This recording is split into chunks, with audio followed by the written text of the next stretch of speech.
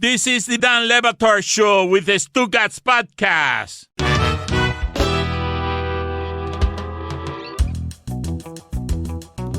One of the things that happens with elevated playoff football is that somehow the weekend goes by and no one talks about Damian Lillard, how he won the end of that game against Sacramento. Do you guys even know what I'm talking about? Do you guys even have any familiarity with the fact that Milwaukee and Sacramento played a game into the 140s and Damian Lillard came down the court and getting just over half court, took a three-pointer and nailed a three-pointer from a distance that is absurd for just about everybody except for him and Steph Curry.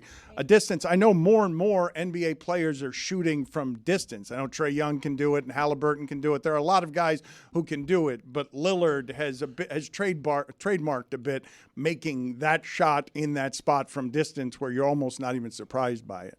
And it just gets buried by the news stream. When did this happen?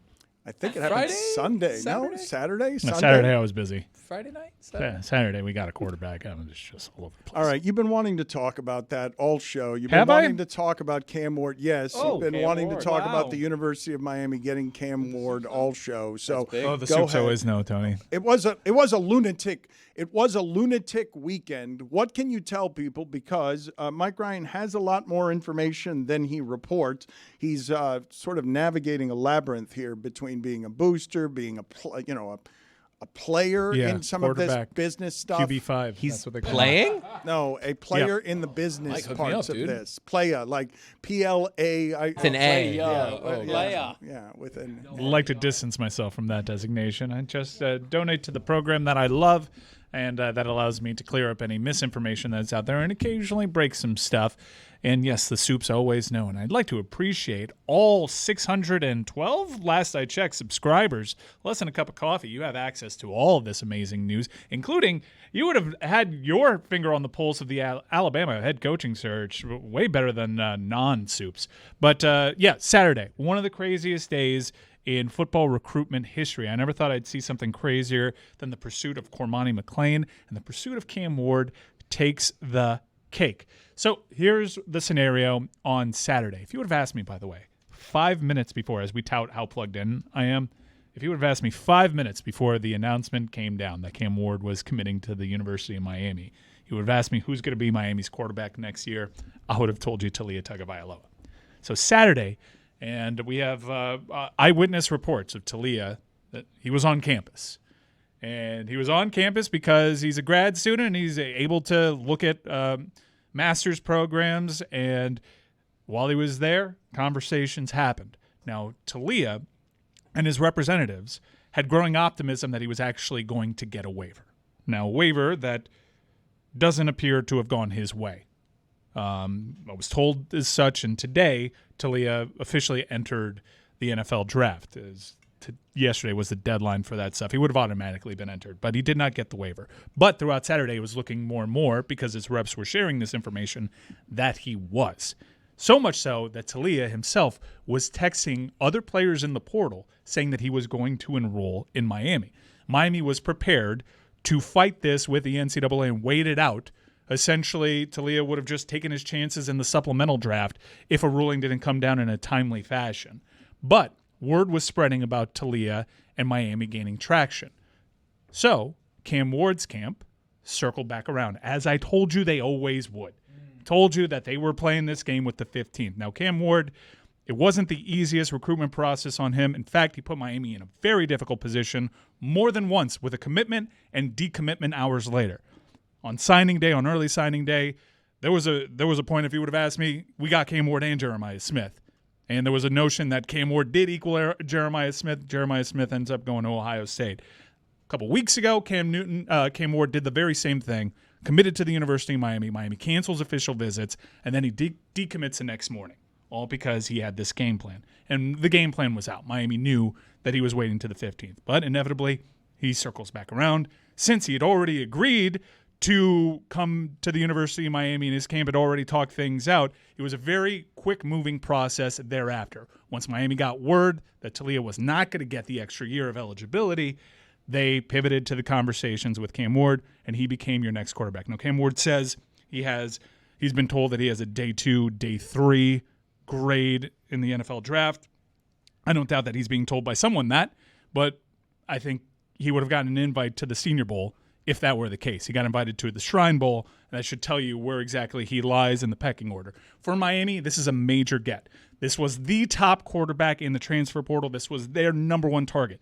They had a group of guys that if they were good to go and said right then and there they'd join Miami, they probably would have taken them. But in their eyes, this was the main prize in Cam Ward. Before I ask about Cam Ward, I wonder if you might look back and review the Poffenbarger era at UM. Well, Cam Ward's coming here to Miami, and that's great depth behind Big Poff Daddy.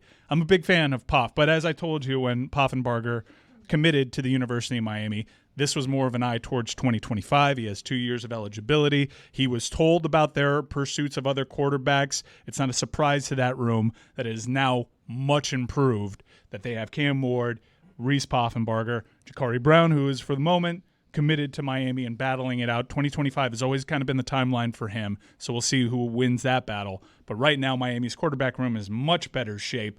Now it's all about getting more talent around him.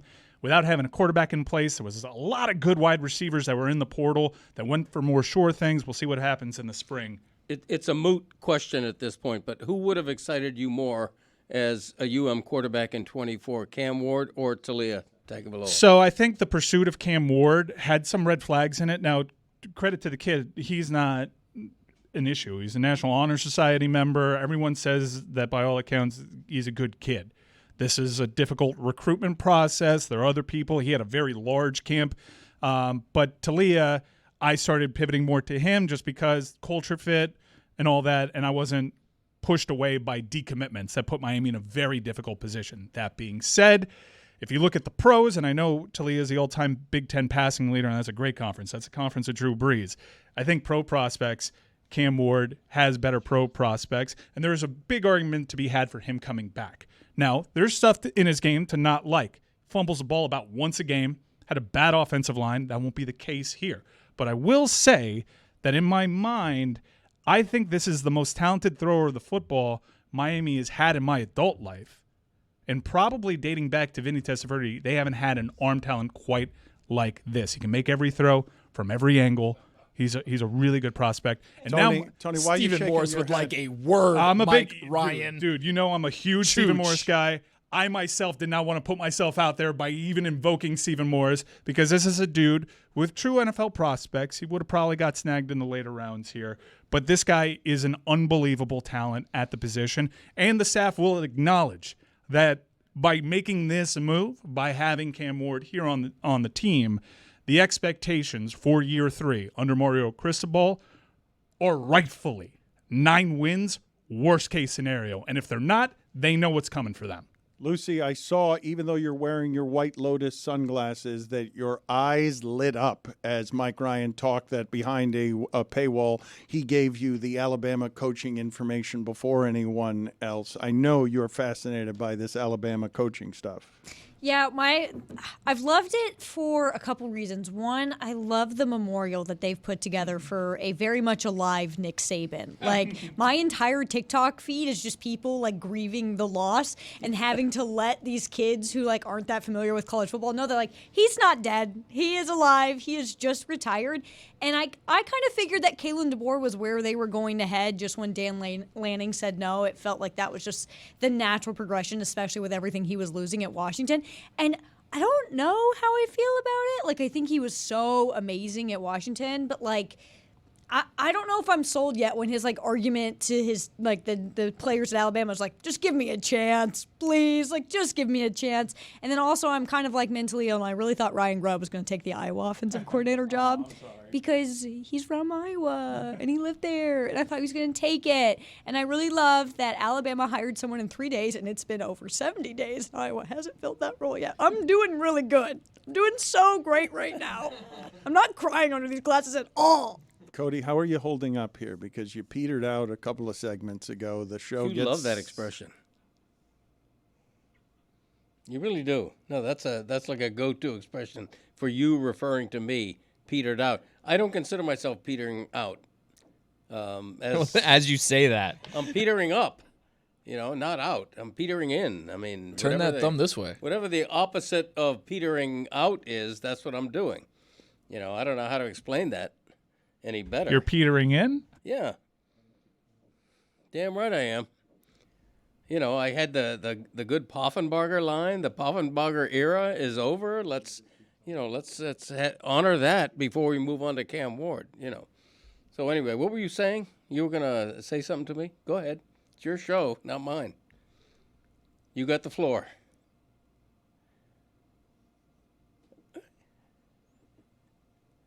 Go ahead.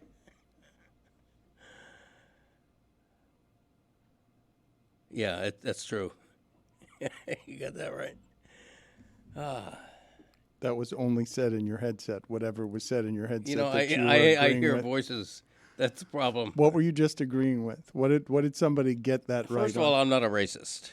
Okay, let's get that straight.